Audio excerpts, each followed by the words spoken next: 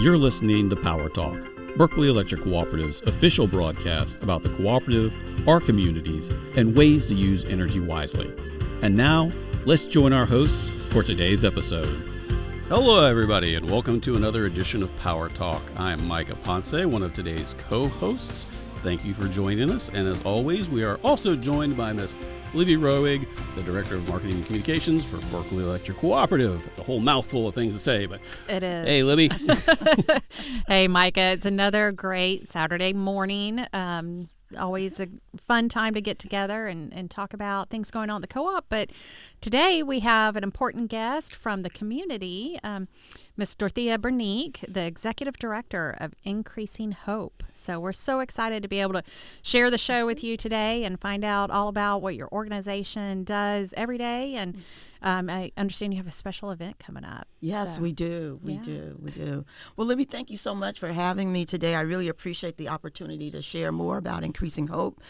We're a local nonprofit organization here in the Tri-County area, and we teach financial education and money management. Okay. So HOPE is an acronym for helping others prosper economically, and we do that through the umbrella of services that we offer.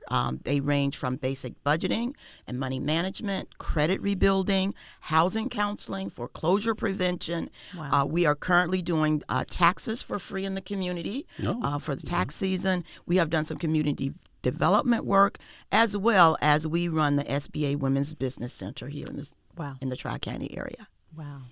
Well, tell us a little bit about yourself. Okay. What brought you to where you are today? Sure. Well, actually, I'm not a native of South Carolina, which so many of us are not. Have been here, though, over more than 20 years. Well, you're native enough. I know, right? That's all, I'm told that all the time as well. But my husband is retired Air Force. Oh. We are both veterans and now have a family of veterans, military family members. Thank you. And so Charleston Air Force Base was our last duty station. So were you in the Air Force as well? I was, Okay. Yes. Perfect. Mm-hmm. Yeah. And so, after settling here, whatever I thought or I had in my mind and or desire to help individuals with their personal finances. And so I went the route of becoming insurance licensed, investment licensed, and doing all this great stuff to start a career. And it was a day that a young lady came into my office. She was there to do an investment, so I thought.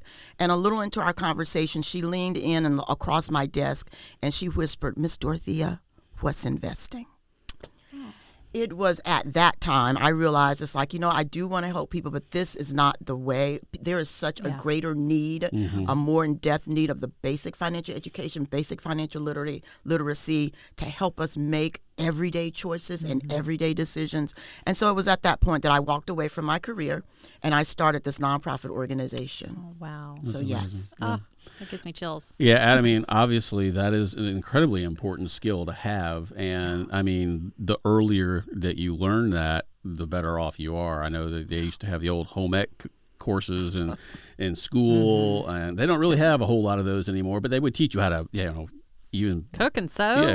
Sew, and but balance that checkbook. Balance the checkbook. Yeah. Most kids don't know what a checkbook is these days, Right. but still you have to understand that basic concept of money in, money out, Yes. and not overextending yourself. It might be great to have the latest and greatest cell phone, but I mean, if that $1,000 could be used to help pay the rent, Right. pay the electric bill, make sure you get taxes. Yes. I mean, all of those things are incredibly important to understand, all of the responsibilities that you have Right. that you need to take care of. Yeah. Sure. So you've been helping with financial training for almost 2 decades. Yes. Do you have any success stories you can share with us? Oh, my goodness. Do we have success stories? Indeed. Yes, we do indeed. And it starts from maybe the individual. I'll go back and I'll start even a young lady, not actually too young, it ends up in her 60s, but took a financial education class from us and sit in a one-on-one coaching appointment and was in tears literally because she was 60-something years old and she was doing a budget for the very first time in her life. Wow. And so that was impactful, very, very impactful for her, a little skill set that we take for granted that could change a life. And then we have several individuals who have become homeowners who never thought they would be able to own a home. And one of our biggest is she went into a 3-bedroom bathroom with a swimming pool and a jacuzzi and a big backyard, and just never thought she could be a homeowner.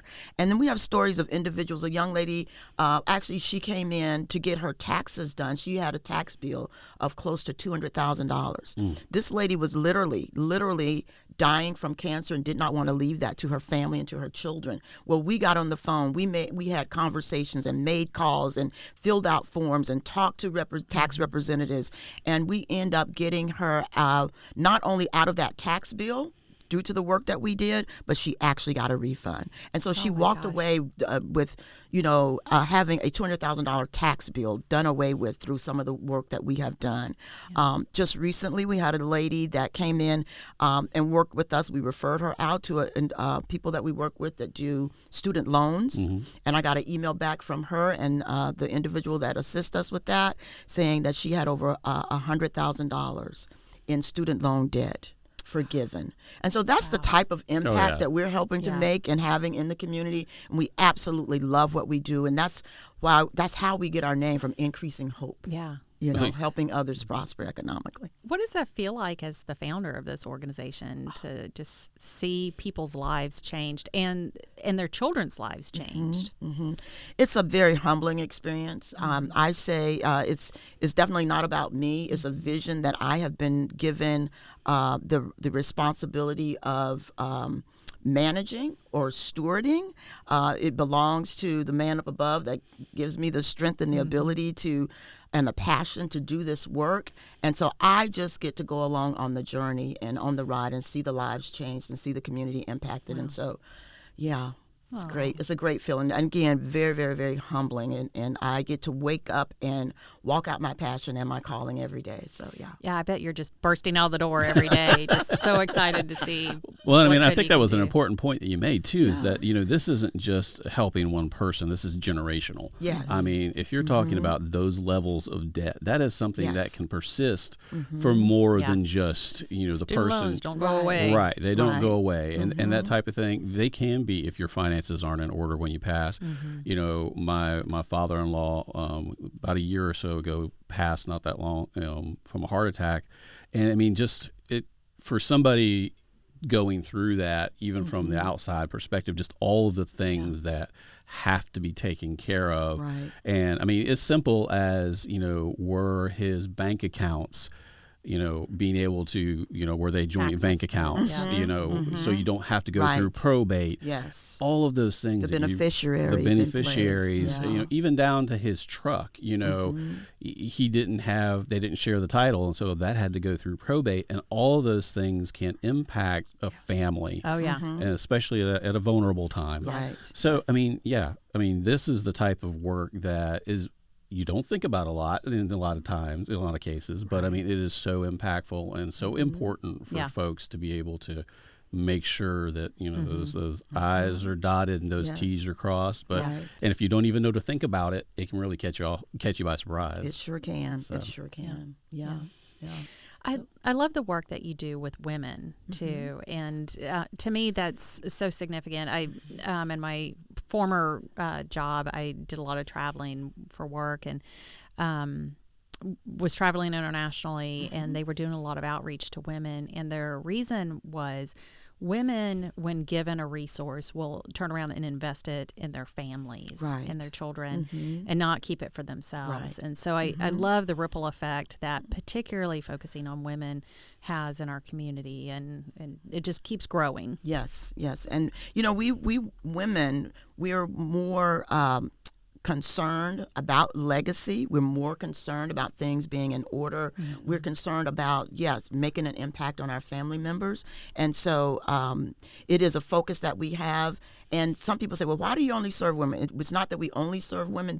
They are who are the most attracted to what we do from the standpoint of personal finances. We want that sense of security. We want to know that the bills can be paid and that things are taken care of. Our children are taken care of.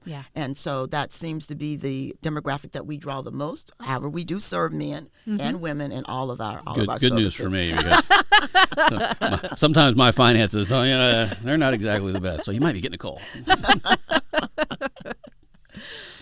Well, so you all are doing such important work every day, all year, but you do have a special event coming up. First ever Motivate Her SC is a conference. Can you tell us, why now and a little more about the conference? Sure. Well, I would tell you that, first of all, I'll start with being a designated women's business center means coming from the SBA. So we're funded by the Small Business Administration. Okay. And we are designated to be like the hands and feet of the SBA within our community as we serve our entrepreneurs. So that's women, minority women, our veterans.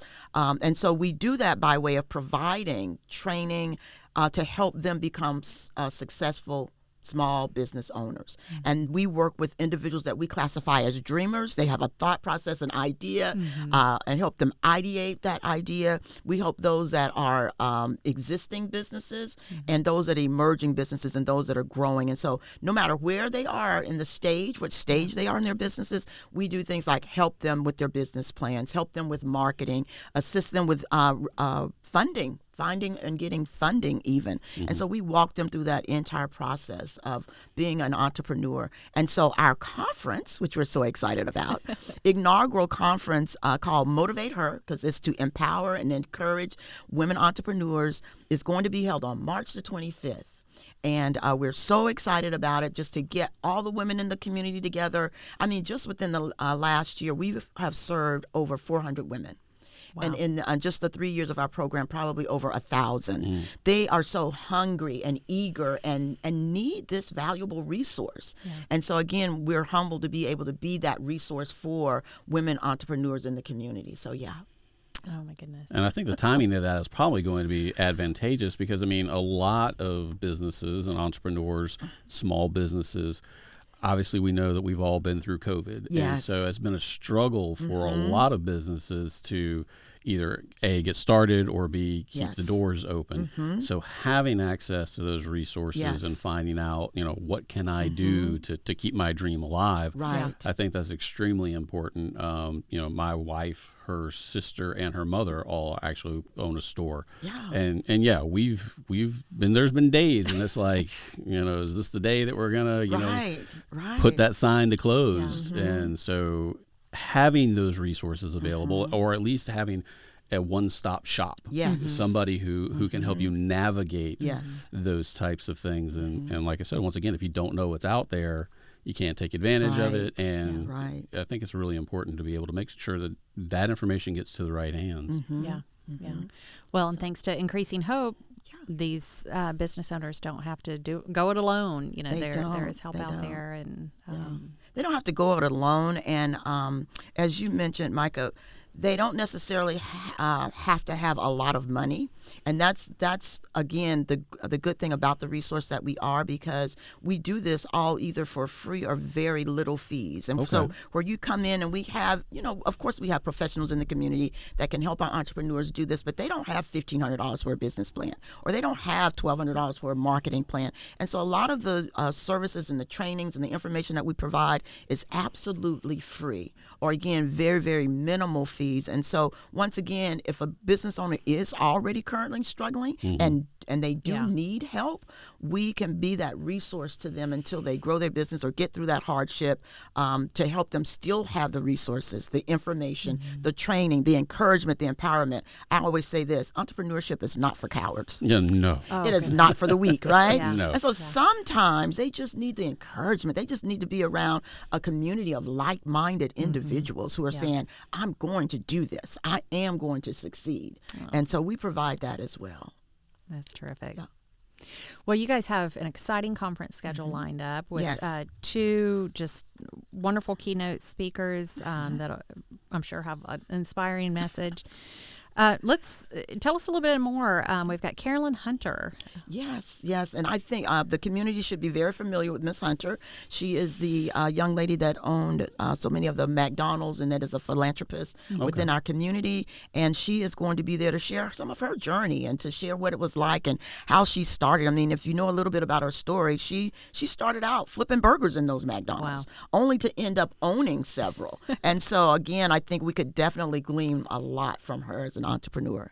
Yeah. Wow. Way to work from the ground up. Definitely. From the Definitely. griddle to the Yes. the boardroom. Yes. Yeah. Yes. That's A awesome. wonderful success story. And the other young lady, Miss Sharita Howard, who will be there to be a guest speaker as well. She's actually my mentor. Oh. And so when I started Increasing Hope, I was introduced to her through an online mentor matching program. And all of these years, we've stayed in touch.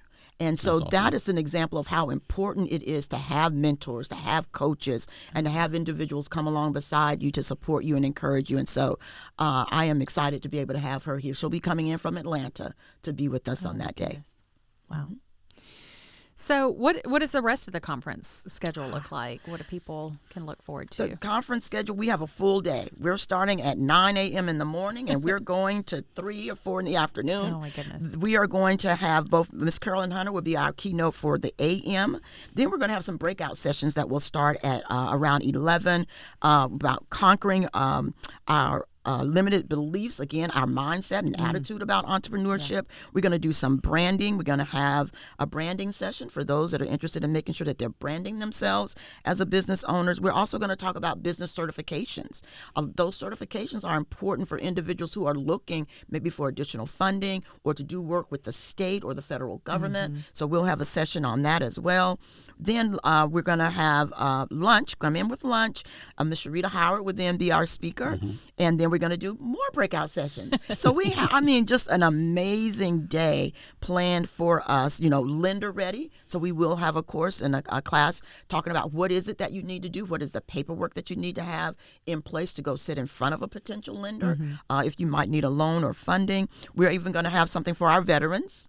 We serve the veteran community, and then we're just going to have a great day of networking opportunities. We will have resource providers there that can be a resource to the business owners in addition to ourselves, of course. So, as the Women's Business Center, so we just have a fantastic day lined up for everyone. Now, how do people sign up to take part of this? Where do they go to find the information and sign up online, or? Sure. We have a website set up especially for the conference. Okay. It is called Motivate Her SC. Motivate Her SC, no spaces or anything, .org. Okay. So if they'll go to that website, they can find out more information, actually register, see the itinerary, see our guest speakers, see our sponsors, and just get more information there. Yep. Awesome. Awesome. I think, like we've talked about, there's a lot of information that's good, that, is important for the community. One of the things, obviously, as an electric cooperative, we are very committed to our communities, and having organizations like yours are vital for fostering the sense of the community and bringing people together.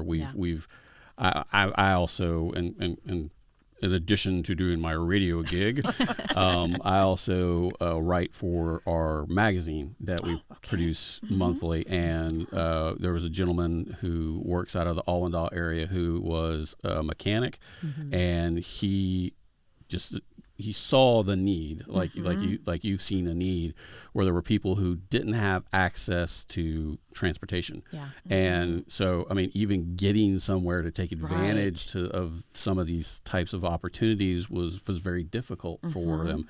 And so he started a foundation where he refurbishes cars, and he finds people who are in need, and he donates those cars to them. And it's that type of, community leadership that makes the Low Country a very special place to be. Yeah. And I think, thank you for the work that you're doing in regards to that, and making the Low Country your adopted home, and even, an even better place to live, work, and just enjoy life. Yeah. Well, and the car is a great example. Someone on the outside looking in may go, well, just go out and get a job. Well, if you don't have reliable transportation or transportation to get to said job, exactly, how are you going to get there on time every day? And what impact does that have on your children and your home? And so whether it's a car or knowledge for how to put together a budget, how to anticipate expenses and be planful for that, these are skills that are so very important, but you don't always hear about or talk about, and Micah's point earlier about end of life planning, or even senior care. Right. You know, these are topics that we are all going to face at some point. Right. But it's interesting how you don't hear a ton about it. And I know I lost my dad unexpectedly a couple of years ago, and dealing with caring for my mother, and it's become my mantra to try to make that more of a conversation of how can we come together as a community and support each other. And so and you know, the area of finances, we're so guarded. You know, that's one of those areas you don't talk about. Nobody speaks about what's their situation or what's their circumstance, and we walk in pride and shame and all of that. And so one of the goals of Increasing Hope is to break down that wall, break down that stigma. And so we have the goal of coming out with a campaign called Down with Debt, Up with Hope, where we take away that stigma and help people begin to realize that it's okay to engage in these conversations that we're talking about. It's okay for a mom or a dad to share with someone, this is where the insurance policy is, or this is where this is, and this is what the passwords are, and or, you know, this is where the savings account is, and all of those types of things, to just start having those conversations because they make life just so much better in general. And so again, in helping others prosper economically, we are doing our best to make it okay to deal with this area of our lives, to address these issues, and to make sure that that we can have a sense of that financial freedom and the peace that comes from knowing, hey, I can pay my electric bill next month. I will not be late. If I've taken the opportunity to learn little things that I can do differently, like having a savings account or creating an emergency fund. You know, every storm that runs us out of Charleston doesn't mean I have to miss my rent payment the next time, right? And so it's taking the community and helping us become aware of little things that we can do to make a huge difference in our lives in respect to our personal finances and then just life in general. Well, and someone who's struggling financially it's like it gets worse because they may be late on their electric bill, and then now they're subject to late fees, or might have an overdraft in their checking account, and they've got to pay for that.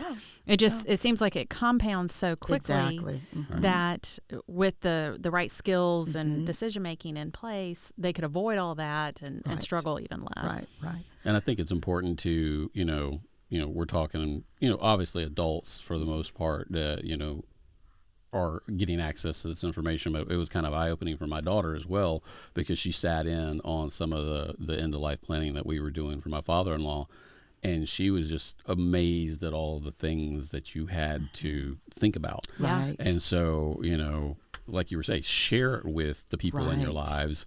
I mean, not only will it help them, carry the burden, make it a little bit less, but you're also doing them a favor because, I mean, it's that awareness and that understanding. And we all know that life can come at you from different ways when you're not expecting it. Definitely. And so, you said, like a lot of people, they feel guilt, but I mean, sometimes there's no fault. Right. But there is the stigma that goes along with it. Exactly. I mean, and one of the things that the Berkeley Electric Cooperative does as a cooperative is we have the Operation Roundup program. And that's where all of our members who participate just give a little bit extra on their bill. It might come to a whole $6 in a year. But that money is used for those unexpected life events to help people make critical repairs to their homes. Because, as we all know, the home is sort of, a little hokey home is where the heart is, but if you don't have a secure base to operate from, it makes everything else suffers. So that's one of the goals of the Operation Roundup, and that our membership and that whole idea of community, everybody coming together to support one another through those times where life just sort of whacks you on the side of the head when you weren't expecting it. So and I'm a planner by nature, but whether it's believe me, she is. we learned that over Christmas time. She had a list of like every day of Christmas, we're going to do this activity, we're going to do that activity, we're going to watch this movie, and we're like, lady, we just wing it, okay? So I have a young son, and we celebrate the Advent season by some way each day, whether it's reading a Christmas book or a movie or something bigger than that. But how I look at planning is it allows me to adjust when life does whack you up the side of the head. So do you have like 2 or 3 tips that would be helpful for anybody in financial planning or just everyday life? Yeah, definitely. Just again, like I said, there's sometimes small things that we can do that make a huge difference. And what I do tell individuals is the way that even these life experiences and life happening impacts each of us differently is based on how well we have either planned for it or not planned for it. And so one of the first things that I would do and share with individuals is always save. Make saving and the act of doing that a part of your life. Make it a lifestyle. That's the way we teach it at Increasing Hope. So as you're doing your budget or looking at your finances, we declare that it's not an option. You know, so many times we'll hear people say, well, you know what, if I have some money left over, I'm going to save. It's like, no, that's not an option. Yeah, pay yourself So first. pay yourself first. So that would be the very first thing, because that can break so many cycles. Right. It keeps you from using the charge card. It keeps you from having to use the check cashing or the title loan place or whatever the case may be, if you simply implement that one strategy of saving and making it a lifestyle. So that would be, number one. That's numero uno. Number two, do that budget. Give your money something to do. Again, plan. And sometimes people don't like using the word budget. We call it a spending plan. It's just planning how you're going to spend your money so that you know where it is going. Yeah. And for individuals who this might seem a little daunting or hard, one of the things that we ask individuals to do that helps them get to another level of awareness is keep a spending diary. Write down everywhere you're spending money. Right. We say 30 days. Even if you can do it for a week or two, then go back and add it up. You'll see how much you're at Starbucks. You'll see how much you're eating out. And then that in and of itself can cause you to choose to do something differently with that money. It helps you find what we call your spending leaks, because how many times do we say, well, I don't know where that $20 went. I don't know where this went. Well, it's leaking out because, number one, you're not keeping up with where it's going. Right. You do not have a budget already. And so, again, just like the air in a tire, before you know it, it's flat, or before we know it, that bank account is empty, and we have no idea where it went. Yeah. And so just keeping that spending diary is a great starting point to give you that new level of awareness as to where your money's going.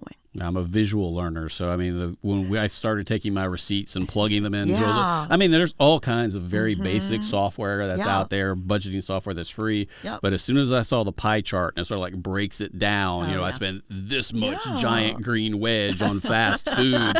It's like, okay, maybe it's time for me to be Yeah. able to cut that. Let's try to shrink that piece of the pie down a lunch little every bit once in a more. while. Yeah. And the other thing for me too is I'm not as young as I used to be. I'm a seasoned broadcast radio professional now. But when we first started out, we had to use our credit card probably more than we should have. And if you're only paying that minimum, Right. that it seems like it never goes Right. away. Right. It was a good, well over 10 plus years before we finally got that balance down. So, even knowing that, sure, you think you're doing the right thing, paying the Right. balance every month, but there could be some better decisions to make, because if you're just paying that minimum, Right. that is going to Can go stay for with years you and years and years and years And that years. $50 pair of blue jeans you bought over the Right. lifetime of paying all the interest Right. cost you Right. $500 Exactly. or whatever it comes Yeah. out to. Yeah. And I think a final tip would be, and we say it this way, give credit to your credit.